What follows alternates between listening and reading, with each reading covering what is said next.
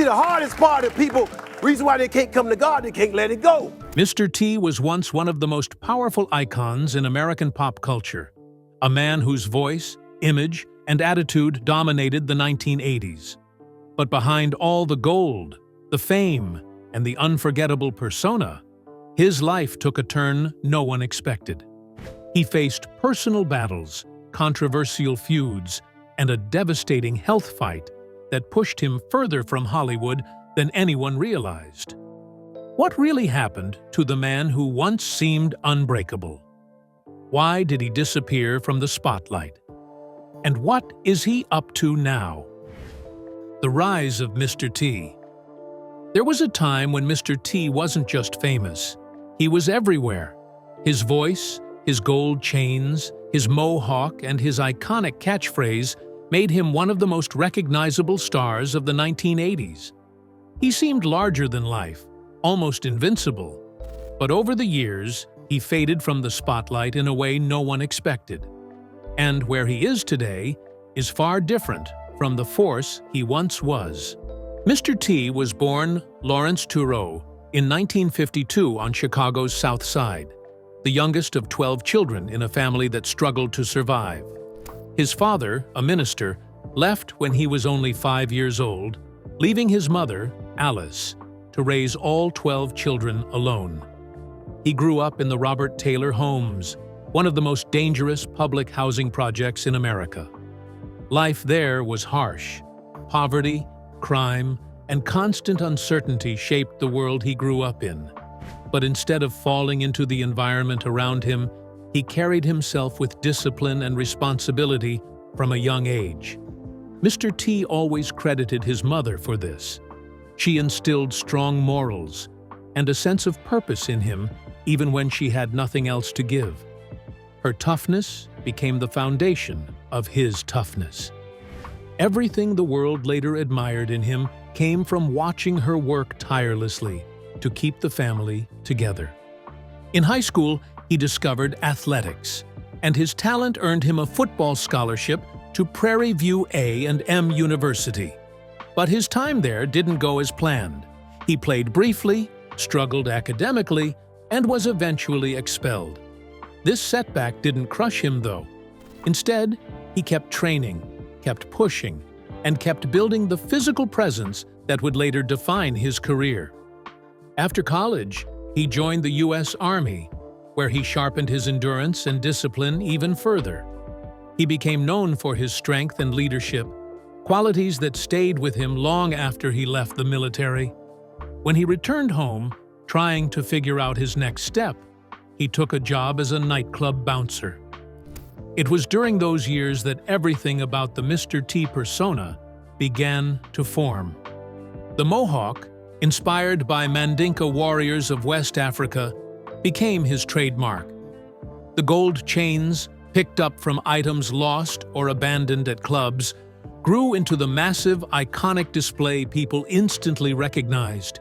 And the attitude, intensity, and boldness came from dealing with real danger at the door every night.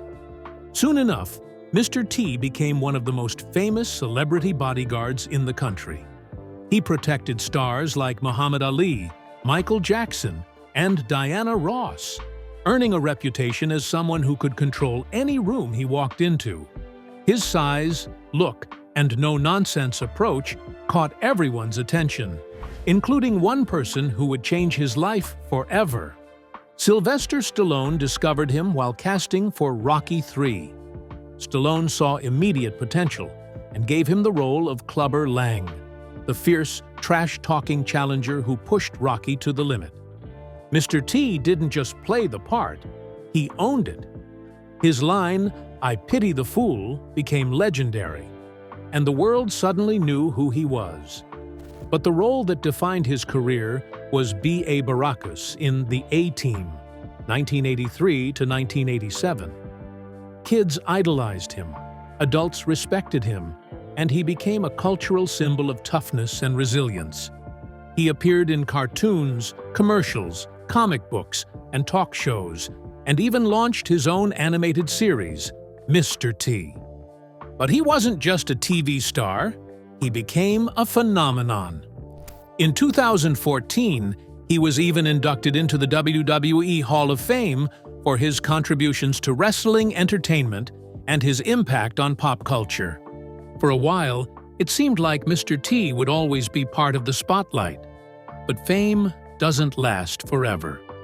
After the late 1980s, the momentum slowed, the offers became smaller, and the life that once felt unstoppable began shifting in ways no one expected.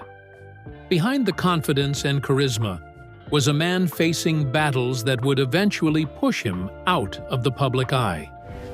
The slowdown begins. By the late 1980s, the unstoppable wave of fame that carried Mr. T through most of the decade finally began to slow. For years, his image had been his biggest strength. The mohawk, the gold chains, the booming confidence, and the tough guy attitude made him unforgettable. But eventually, that same persona became a limitation. Casting directors felt they could only use him in one type of role, and the industry moved on faster than he expected. The larger-than-life figure who once dominated television suddenly found himself boxed into a character he could no longer escape. When The A-Team ended in 1987, it marked the end of his mainstream television presence. The show had made him a household name, but once it wrapped, the offers didn't come in the same way. Hollywood wanted newer faces, different tones, and more flexible characters. Mr. T, despite his talent and work ethic, didn't fit the shift. He was iconic, but he wasn't versatile in the way the industry demanded. Typecasting became a wall he couldn't break through, and it made it nearly impossible for him to move into roles that didn't require the same tough guy energy he had spent years perfecting. With fewer acting opportunities, he turned to commercials, guest appearances, and motivational speaking. These projects kept him visible but didn't carry the same momentum he once enjoyed. Fans still loved him, but the roles didn't match the level of fame he used to hold. His appearances grew more sporadic, and when he did show up on television, many viewers were surprised by how different he looked. The gold chains weren't always there. Sometimes the mohawk was gone. Financial pressures were another serious challenge Mr. T faced. The gold chains, which had become a symbol of his success, were extremely expensive to maintain. They weren't props or costume pieces. He actually bought them himself, and he wore them everywhere. The persona came with a price, and when work slowed, the cost of staying Mr. T became difficult. He once revealed that the chains could weigh more than 30 pounds, and their value was enormous. During his peak, those chains represented pride and accomplishment. However, during the slowdown, they became a reminder of how much his career had shifted. Outside of the industry, he had to adjust to a more private life, where fame didn't shield him from reality anymore. For someone who had spent years being recognized everywhere he went, the sudden drop in attention was jarring. The man who once symbolized strength, confidence, and independence now found himself navigating challenges that fame had kept at a distance for so long. He had to rethink what his future looked like and what life meant without constant television exposure. Through all of this, his family remained the most stable part of his life. Mr. T married Phyllis Clark in 1971, during the years before he became a national sensation. Their marriage eventually ended in divorce, but they shared 3 children: Lawrence Jr., Erica, and Lisa. Those who knew him during his peak years often said the same thing. Despite the gold, the mohawk, and the tough exterior, he was a devoted family man. He made sure his children knew him not as Mr. T, the public figure, but as their father, someone who wanted to protect and guide them. He showed up for school events, stayed involved in their lives, and emphasized the same values of discipline, respect, and moral responsibility his own mother taught him. Fame could fade, but fatherhood didn't. But despite his steady family life, this period wasn't peaceful. The slowdown in his career exposed vulnerabilities that had never been visible before. Suddenly, he had to face financial questions, career uncertainty, and public expectations that didn't match the opportunities available to him. And while Mr. T avoided scandal for most of his early career, the shift in his public visibility eventually opened the door to controversies that changed the way people talked about him.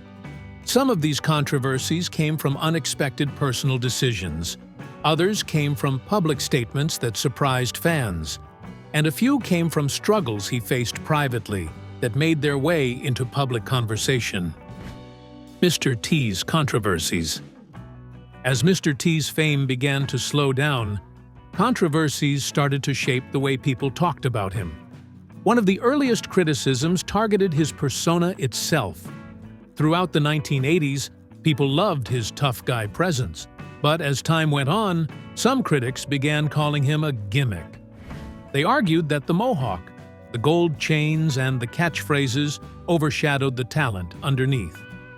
Instead of being seen as an actor with range, he was reduced to a single image that would eventually limit his opportunities.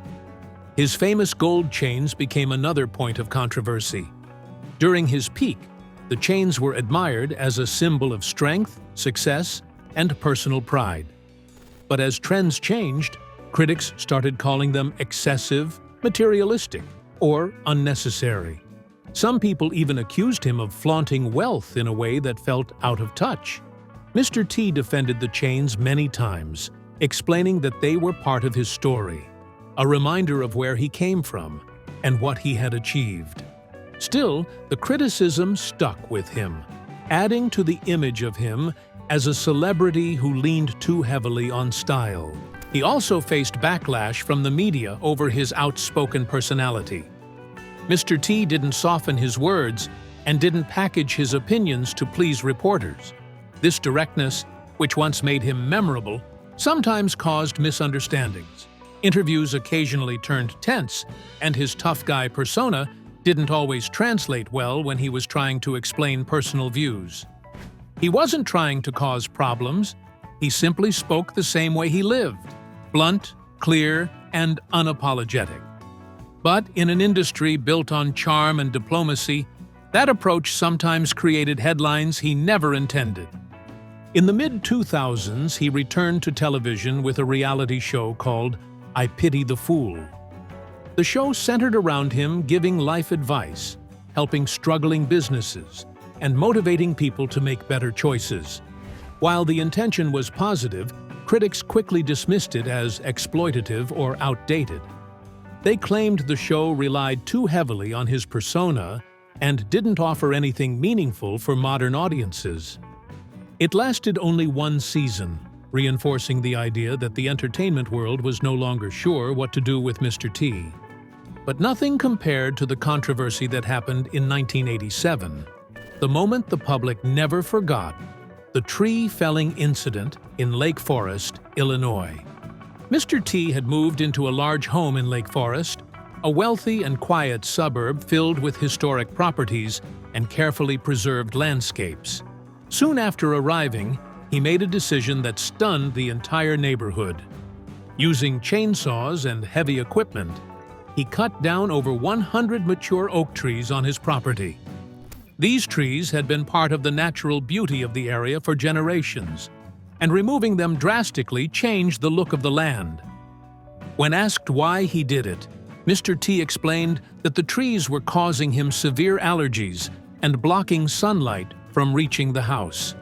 To him, clearing the land made sense, but to his neighbors, it was unthinkable.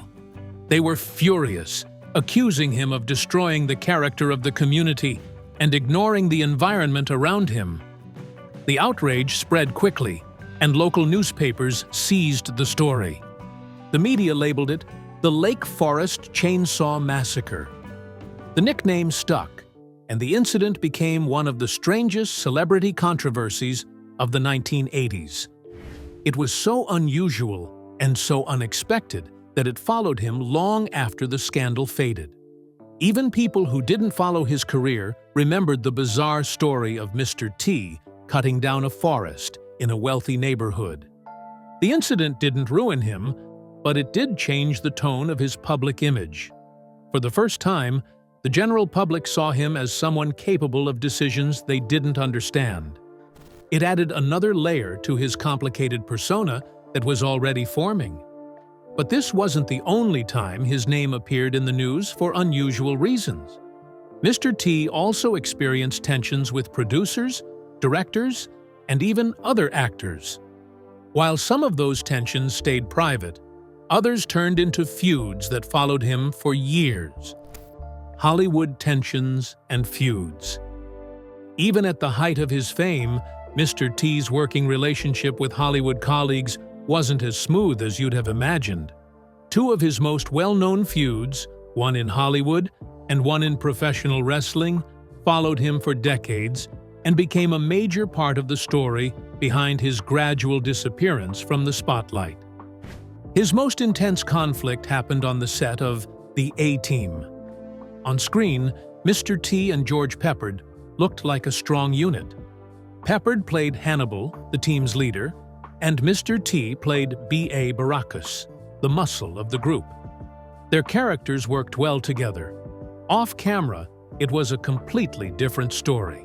In fact, reports from people who worked on the show revealed that the two men reportedly hated each other with a passion.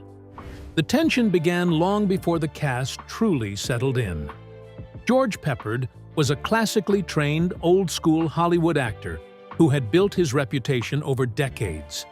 He came from a world where actors paid their dues, trained for years, and climbed slowly through the ranks. Then Mr. T arrived, loud, bold, instantly famous, and stealing the spotlight from the moment he walked on set. Peppard allegedly resented how quickly Mr. T became the face of the show.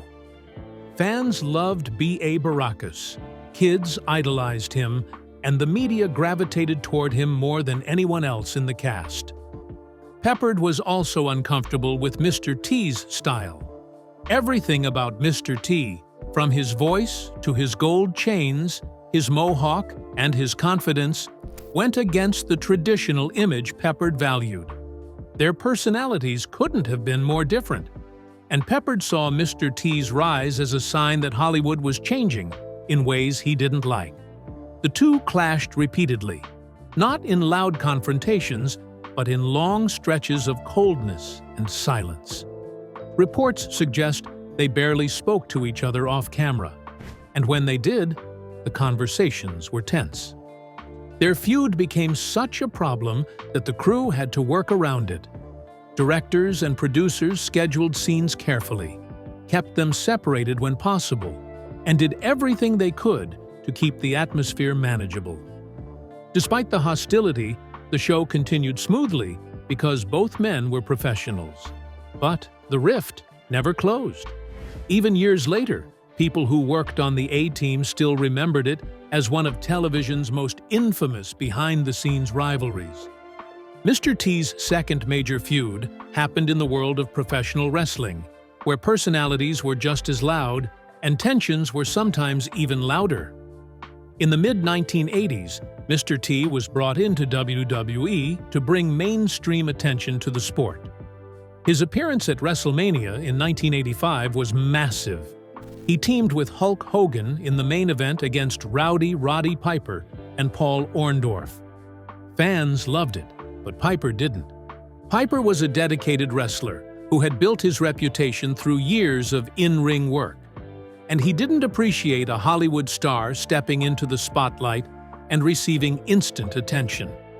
He felt Mr. T hadn't earned his place in the ring the way wrestlers did. He also disliked the idea that a celebrity could overshadow the performers who lived and breathed the business every day. The tension got worse as the publicity grew. Piper began mocking Mr. T in interviews, calling him a Hollywood gimmick, and questioning whether he belonged in wrestling at all. What started as professional friction turned into genuine personal resentment. Their conflict exploded again at WrestleMania 2 in 1986, where they faced off in a boxing match. The event ended in chaos, and behind the scenes, things were even more heated. According to multiple accounts, Piper allegedly almost confronted Mr. T backstage. Security and other wrestlers had to step in to prevent the situation from escalating. WWE used their real-life tension to build excitement for the matches. But the conflict was more than just a storyline. It nearly derailed the company's plans for the event. Eventually, the situation cooled, but the feud remained one of the most famous celebrity versus wrestler rivalries in WWE history. While these tensions and feuds shaped his public image, they weren't the only reasons he slowly faded from view. Something far more serious played a major role: a health struggle that changed his life forever. Mr. T's health struggle with cancer. By the mid-90s, Mr. T's life had already shifted away from constant television work, but nothing prepared him for the challenge he faced in 1995. It began with something small, a sore on his ear that didn't look serious at first. He expected it to heal on its own, but within 2 weeks it grew noticeably larger, enough for him to know something wasn't right. When doctors performed a biopsy, the results confirmed something far more serious than he imagined. Mr. T had T-cell lymphoma, a rare form of non-Hodgkin's lymphoma that affects the immune system. The diagnosis stunned him. For someone built on strength, endurance, and toughness, hearing the word cancer hit harder than anything he had ever faced. Still, he didn't hide from it. He shared the news openly with the public and framed the diagnosis as a test of faith and character. He admitted he was shocked, but he also told fans he pitied the fool who doubted his resilience. It was classic Mr. T, trying to stay strong for the people who had looked up to him for so many years. From the beginning, he used his platform to encourage others. He reminded fans to stay disciplined, hopeful, and mentally focused, even when life didn't go as planned. He spoke about his diagnosis with honesty, offering the same tough love wisdom that made him famous. But behind the motivational tone was a man entering one of the most difficult battles of his life. Treatment was aggressive. He began a long period of chemotherapy and radiation, the standard approach for his type of lymphoma. The process lasted through much of the mid-90s. It took a toll on him physically. The strength he was known for faded. His energy dropped. Work slowed to almost nothing as he focused entirely on fighting the illness. Yet even during treatment, he kept pushing himself mentally. He spoke about how cancer forced him to look at life differently, and he said it made him mentally stronger than he had ever been. For someone who had been defined by toughness, this was a different kind of strength built on patience, humility, and endurance rather than physical power. Faith also played a central role in how he dealt with the diagnosis. He talked openly about relying on prayer and credited his belief in God for giving him courage throughout the process. His spiritual life deepened, and he leaned on it heavily as treatment continued. The disease challenged him, but it also gave him a sense of purpose during a time when his career had already slowed. He often said that surviving cancer gave him a renewed appreciation for life and reminded him of the values his mother taught him as a child. After months of exhausting treatment, he eventually entered remission, and he has remained in remission for more than 30 years. The experience, however, changed him permanently. He reduced public appearances, avoided physically demanding roles, and focused more on his family and private life. Fame became less important, and health became his priority. His recovery also shifted his approach to motivational speaking. Cancer became part of the message he shared with others. Instead of only talking about discipline, strength, or his rise to fame, he now spoke about facing illness, staying optimistic, and finding meaning in hardship. Many people found comfort in his words, especially those dealing with similar diagnoses. Mr. T became a symbol of survival, someone who had been knocked down by something he couldn't punch or intimidate, but still found a way to stand up again. Despite entering remission, he chose to keep his public life quieter. He no longer lived as the constant, heavily marketed figure of the 1980s. He valued privacy, and the battle with cancer made him more selective about the projects he accepted. He didn't want to use his illness for publicity, nor did he want to return to Hollywood without purpose. But cancer wasn't the only reason he stepped back from the spotlight. Another major shift came from his personal beliefs. His deepening faith and his desire to choose his work carefully pushed him even further away from Hollywood. Why he disappeared and how he lives today. Mr. T's disappearance from Hollywood wasn't the result of one single event.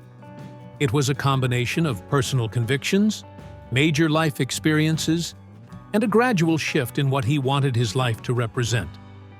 Fame had given him everything he once dreamed of, but it also came with pressures and temptations he didn't want to carry anymore. Over time, his priorities changed, and that change shaped every decision that followed. One of the biggest reasons he stepped back was his faith. Mr. T had been raised in a deeply religious household by his mother, Alice, who taught him to rely on God long before the world knew his name. Her lessons stayed with him as he grew older, but after facing the challenges of fame and the shock of his cancer diagnosis, his commitment to his beliefs grew even stronger. He became far more selective about what he was willing to do on screen. He didn't want roles that conflicted with his Christian values, and he didn't want to contribute to projects he believed sent the wrong message. This led him to turn down scripts that contained unnecessary violence, immoral behavior, or anything that didn't feel meaningful or positive. One of the biggest rejections came when he was offered the chance to reprise his famous role as Clubber Lang in Rocky Balboa. Even though fans would have loved to see him return, he didn't feel the role matched the direction his life had taken, so he walked away from it. These choices were not about rejecting Hollywood, they were about protecting what mattered to him. He often said he wanted to be a positive example, not just a performer. Over time, he became more open about his faith, crediting God for everything he survived, from poverty to fame, cancer, and the pressures that came with it all. Another major shift in his life came from his desire to inspire kids and communities. When acting roles slowed down, he didn't disappear into isolation. Instead, he moved toward places where he felt he could make a direct impact: schools, churches, youth programs, and community centers. Motivational speaking became a major part of his life. He spoke to kids about discipline, respect, and making good choices. He encouraged them to avoid the same dangers he saw growing up, such as crime, harmful behavior, and disrespect toward family and community. He didn't need cameras or fame for those moments. He just needed a room filled with people willing to listen. Over time, this work became more important to him than any television show. It gave him purpose long after Hollywood stopped calling. His public persona also changed dramatically after Hurricane Katrina in 2005. When he traveled to New Orleans to witness the devastation firsthand, he saw families who had lost their homes, their belongings, and, in some cases, their loved ones. He saw people standing in line with nothing but the clothes on their backs. The sight left a deep impact on him. After seeing so much suffering, he felt that continuing to wear heavy gold jewelry, something that symbolized success for him, no longer made sense. He made a decision right there. He would never wear his gold chains again. To the public, the gold chains were a trademark. To Mr. T, they represented a different time in his life. a time of flashy confidence and showmanship. But standing in New Orleans, looking at people who had lost everything, he believed wearing them would be disrespectful. The chains didn't feel like a symbol of pride anymore. They felt out of place in a world where so many people were hurting. From that moment forward, he stepped away from the material excess that had defined his image in the 1980s. He shifted toward humility, compassion, and a quieter presence far removed from his earlier fame. It was one of the clearest signs of how much he had changed as a person. Today, Mr. T lives a quiet and private life, far removed from the spotlight that once followed him everywhere. He spends most of his time at home, focusing on his faith, his family, and his health. He still speaks at select events, offering encouragement and sharing the lessons that shaped him, but he no longer seeks fame or attention. Hollywood still respects him. Fans still love him. But the man himself no longer feels connected to the world that once made him famous.